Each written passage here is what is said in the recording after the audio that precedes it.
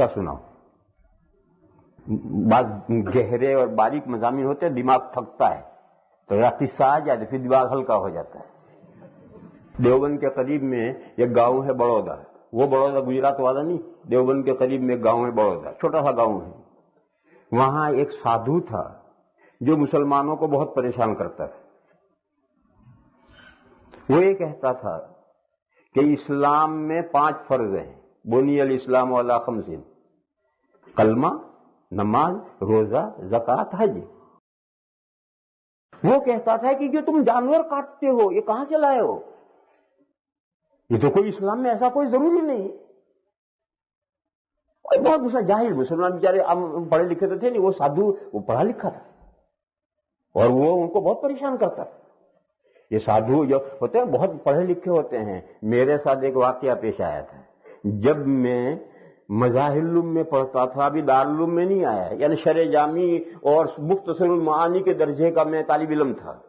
تو ایک مرتبہ میں گھر سے آ رہا، دہلی سے سہارنپور آ رہا، تو ڈبے میں 2-3 سادھو تھے، میں بھی ایک بچہ تھا بیٹھا تھا. تو ایک سادھو نے مجھ سے بات چیت شروع کر کے اس نے یہ کہا، بات چیت کرتے ہوئے وہ قصہ لایا جو آج پڑھا گیا.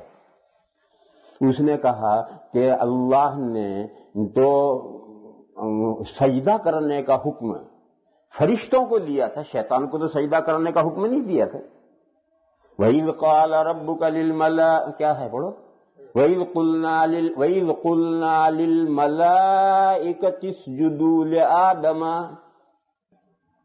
جب اللہ نے فرشتوں سے کہا کہ آدم کو سجدہ کرو تو اس نے کہا کہ اللہ، اس سادھو مجھ سے کہتا ہے، بچہ تھا میں، طالب علم بچہ تھا، اس نے کہا کہ اللہ نے فرشتوں کو حکم دیا تھا کہ آدم کو سجدہ کرو، ابلیس نے اور شیطان نے سجدہ نہیں کیا تو اس کا کیا گناہ؟ اس کو حکم دیا ہی نہیں تھا اللہ نے. پھر اسے راندے درگاہ کیوں کیا، گیٹ آؤٹ کیوں کیا اللہ میاں نے اپنی درگاہ سے؟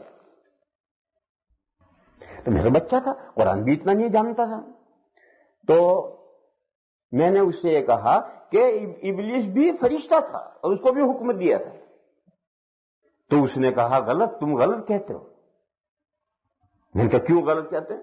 اس نے کہا کہ سورہ کہف میں یہ آیت ہے، وہ سادھو کہتا ہے. اس نے کہا سورہ کہف میں یہ آیت ہے، کان من الجن ففسق عن امر ربی. ابلیس جنات میں سے تھا اور وہ اللہ کا حکم جو تھا اس نے نہیں مانا. اب میں چکر میں، وہی زندگی میں ایک موقع ہے جب میں ہارا ہوں. بچہ تھا اس وقت میں اس کو کوئی جواب نہیں دے سکا.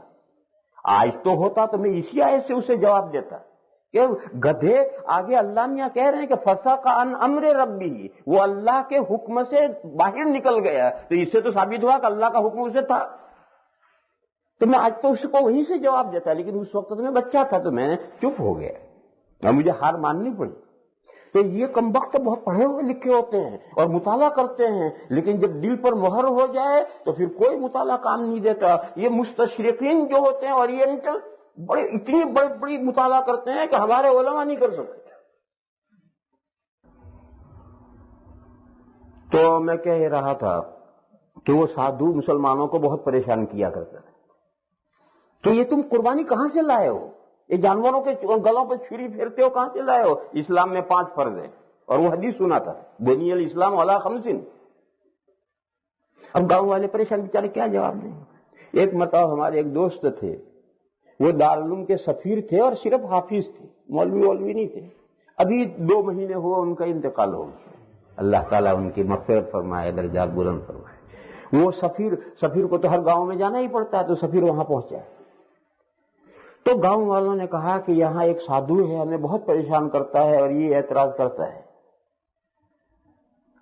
تو ان حافظ صاحب نے کہا کہ آؤ چلو اس سادھو سے بات کریں. خیر گاؤں والے حافظ صاحب کو لے کر گئے. حافظ صاحب جبے قبے والے تھے، جیسے مولانا اسماعیل صاحب، حافظ اسماعیل صاحب، تو معلوم تک جیسے کسی مدرسے کے شیخ الحدیث ہیں. لا الہ. تو ان کو لے کر کے وہاں گئے. انہوں نے سادھو سے اس نے مدارات کی، اٹھایا، چائے وائے پلائی. تو انہوں نے پوچھا کہ بھئی آپ کا کیا اعتراض ہے؟ تو اس نے کہا کہ میں یہ کہتا ہوں کہ اسلام میں 5 فرض ہیں، کلمہ، نماز، روزہ، زکوٰۃ، حج. یہ قربانی کہاں سے آئی ہے؟ جانوروں کو ہتیا کرتے ہو، جانوروں کو نقصان ظلم کرتے ہو۔ تو انہوں نے کہا سادھو صاحب آپ کو معلوم نہیں ہے اسلام میں 5 فرض نہیں 6 فرض ہیں۔ کہنے لگے چھٹا فرض کیا ہے؟ تو اس نے کہا کہ چھٹا فرض جہاد ہے۔